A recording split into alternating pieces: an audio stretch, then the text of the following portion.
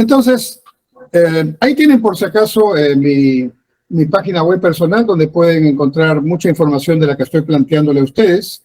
Ahí está el link, ¿no? Les decía entonces lo del menor margen de maniobra en la gestión pública.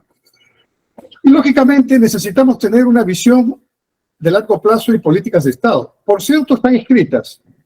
El Acuerdo Nacional es un buen esfuerzo, CEPLAN hace un buen trabajo, muchas instituciones están ya incorporándose a este esquema, ahí están los documentos que tenemos, entre otros, ¿no? Tenemos una visión al 2050, pero claramente la aplicación de este planeamiento estratégico en el papel, en la práctica, no lleva, digamos, la misma velocidad ni la misma coordinación. Es un tema que tenemos que superar. Y desde la academia, desde las investigaciones, tenemos que ayudar a lograr esta conciencia de un trabajo prospectivo que todavía el sector público no logra integralmente y prácticamente. Además, en realidad, lo difícil de la gestión pública en estos tiempos es que hay que digamos, actuar para lograr tres objetivos que son difíciles de lograr simultáneamente, sobre todo teniendo en cuenta la complicada normatividad que tiene el sector público peruano todavía. Lo primero, y en orden de importancia, la transparencia, que no significa solamente el hecho de no entrar en acciones de corrupción o irregularidades, sino también cumplir con la palabra empeñada. Cumplir, transparentar la agenda, cumplir con la palabra empeñada, gestionar de una manera adecuada, cercana a la gente. La transparencia es uno de los elementos más importantes para recuperar la confianza de la ciudadanía en la institucionalidad y en la democracia y en el Estado. En consecuencia, el primer tema. Pero al mismo tiempo hay que ser eficientes, dejando ya esa idea de que la eficiencia es más acción de la actividad privada y la eficiencia no se ve tanto en la actividad pública. Ese criterio es absolutamente inadecuado, irreal. Se puede ser muy eficiente en la actividad pública y hay ejemplos que lo demuestran. Pero al mismo tiempo, y esto es lo difícil, de ser transparentes y eficientes, hay que ser oportunos. De nada vale ser eficientes para cumplir un objetivo cuando ya la población que debió disfrutar de esa infraestructura, de ese servicio, ya no está, ya se murió o ya pasó el momento. Entonces, la oportunidad es otro tema fundamental que hay que incorporar dentro de la gestión pública. Y todo ello para lograr un solo objetivo: cercanía con la ciudadanía. Un Estado que sea cercano, que sea amigable con la ciudadanía, que es realmente su público objetivo, es un Estado que va a ser respetado, que va a ser escuchado y por lo tanto que va a poder liderar este esfuerzo de poner la señal de largo plazo y actuar en ese camino.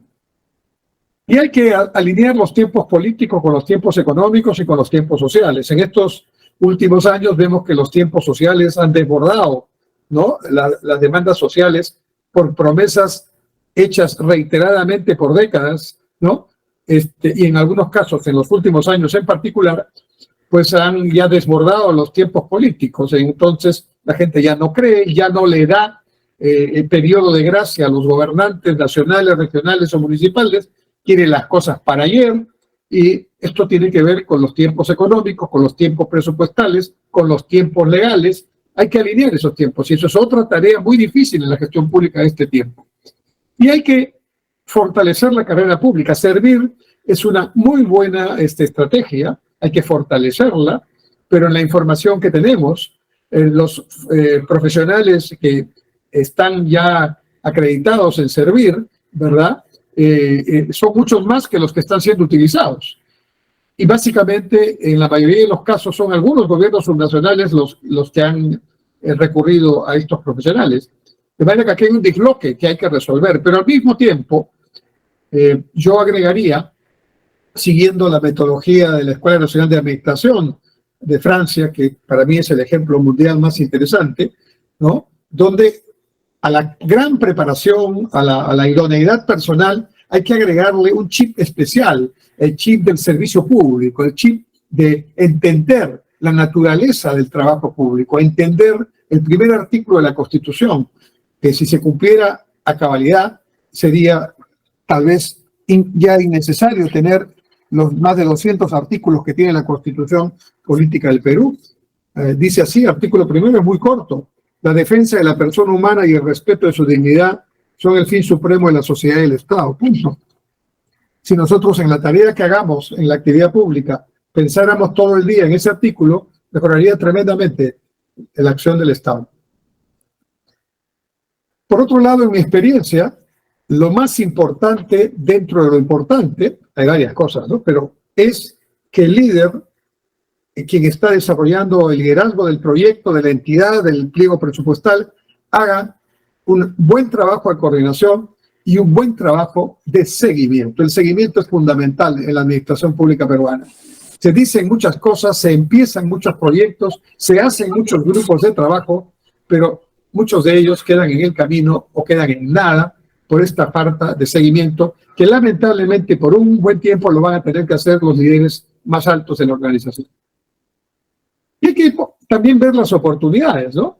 La digitalización y la transformación digital pueden dar grandes oportunidades y saltos cualitativos a la gestión pública en el Perú, ¿no? Postulando un gobierno digital en todos los niveles, buscando transformación digital en el entendido que transformación digital supone crear valor para el ciudadano, bancarización universal, como ya está pensándose desde el Banco de la Nación, pensar el Internet como un bien público, ya es pasar a una categoría superior, entendiendo que esto permite dar saltos fundamentales, como por ejemplo demuestra el libro de hace unos años de Richard Webb, que se llama Conexión y Despegue Rural, donde relata científicamente el famoso Richard Webb cómo la conectividad definida como la disponibilidad de cajeros, de teléfonos celulares, de banda ancha, de conectividad vinculada a la electricidad o los caminos, ha permitido elevar tremendamente la productividad y los niveles de vida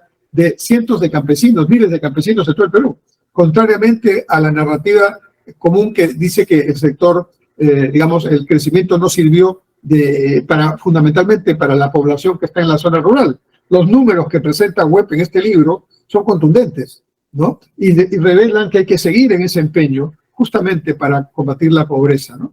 La televisión digital y el apagón analógico pueden ser también un instrumento fundamental para hacer educación remota, salud también a través de medios digitales, ¿no? Y, por supuesto, prevención de riesgos de desastres. Y aquí otro criterio que pongo en la mesa es utilizar ya el teléfono celular como instrumento de política pública, porque somos 33 millones y medio de peruanos, 30 millones vivimos en el Perú y hay más de 41 millones de celulares activos. Otro tema importante es que hay que abordar la gestión pública territorial. Ya está en los documentos, ya está en las metodologías, pero todavía seguimos hablando de costa, sierra y selva en términos longitudinales, sin seguir lo que Pulgar Vidal nos decía hace varias décadas de las 8 regiones naturales, incluyendo el concepto que es natural de seguir la cuenca, el criterio transversal de seguir la cuenca, ¿no? Todavía tenemos cerca de 100.000 centros poblados que tienen pobreza dura y seguirán siendo pobres mientras estén alejados, desconectados. De ahí el título que mencioné del libro de Webb, Conexión Rural. Necesitamos conectar a los peruanos para poder hacer buena gestión pública. Y quizás un tema que debemos priorizar es el desarrollo que se ha hecho en varios lugares del mundo de las ciudades intermedias. Y buscar, perdón, una descentralización productiva e inclusiva, no una descentralización nominal donde las cuotas de poder nacional se pasan a la lucha por las cuotas de poder regional. Pero en el fondo vemos que el año pasado los gobiernos subnacionales en particular, pero también el gobierno nacional, devolvieron más del 40% de los recursos o nunca utilizaron más del 40% de los recursos presupuestados para inversión pública. Eso es inconcebible en el siglo XXI y con un país que todavía tiene 6 millones de pobres. Y esto no es producto de falta de recursos, no es producto de lo que se dice comúnmente, y por eso la investigación científica debe aportar datos, casos, y ahí están las investigaciones esperando ser desarrolladas. Y una reforma del Estado que no tiene que ver con el tamaño del Estado, ya en eso están de acuerdo todos los autores, sino principalmente con la manera como acercamos al Estado a la ciudadanía, ¿no? Para hacer lo que el ciudadano considera importante, porque finalmente representamos a los ciudadanos. Y de esta manera, volver a poner en valor el contrato social, poner en valor efectivamente la Constitución que muchos quieren cambiar, pero ni siquiera han leído. Finalmente, ¿Esto qué implica para nuestra maestría? Necesitamos líderes, ustedes, capaces de entender el contexto nacional y mundial que afecta a la gestión pública. Muchos de los cursos que van a tomar van a buscar esa aproximación. Necesitamos manejo de los fundamentos teóricos y casos prácticos. Muchos de ustedes son especialistas en sus temas, en temas financieros, en temas presupuestales, en temas de control. No les vamos a enseñar lo que ustedes hacen todos los días, pero sí los vamos a poner en ejercicio de su pensamiento crítico para que puedan, mediante los casos, mediante las discusiones en grupo, mediante las investigaciones dentro de cada curso y su investigación principal para el grado, ¿no? Los vamos a poner en el ejercicio permanente de pensar sobre eso. Una cosa es actuar en el día a día y otra cosa es pensar sobre eso, y pensar ayudado del método científico y ayudado también de los casos. Necesitamos capacidad de liderazgo en la gestión pública. El liderazgo está muy venido a menos.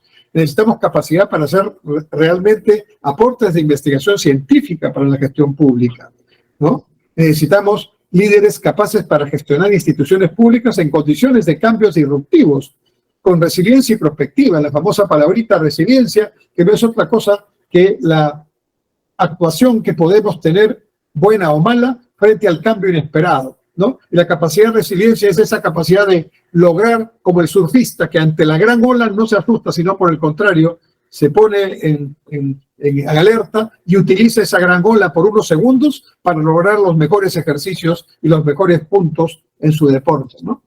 Capacidad para ejercer la función pública desarrollando, como he dicho, el pensamiento crítico, el trabajo en equipo y la solución de casos. Entonces, necesitamos líderes con vocación de servicio público, con sólidos valores y una gran capacidad de gestión. Necesitamos líderes transparentes, eficientes y que tomen decisiones oportunas. Necesitamos líderes que conozcan la normatividad del sector público y sepan cómo gestionar en ese marco. Necesitamos líderes con empatía, con resiliencia, con gran capacidad de trabajo en equipo. Necesitamos líderes que, haciendo las cosas bien, no tengan temor de tomar decisiones. En la administración pública, si quieres hacer las cosas bien, hay que ser valientes. Quiero decirles eso por la experiencia directa que he tenido. Líderes que estén dispuestos a predicar con el ejemplo y hacer permanente seguimiento de las políticas públicas. Y, finalmente, líderes con vocación de aprendizaje continuo y que internalicen las lecciones aprendidas, generando valor, añadiendo valor a esas lecciones para incorporarlo en su trabajo diario en la gestión pública. Les ofrecemos eso, un programa sólido, útil, pensado en su futuro profesional y pensado en el país. Muchas gracias. Ahí está mi correo institucional, también lo tienen, ahí pueden apuntarlo para cualquier consulta personal, con muchísimo gusto. Espero verlos pronto.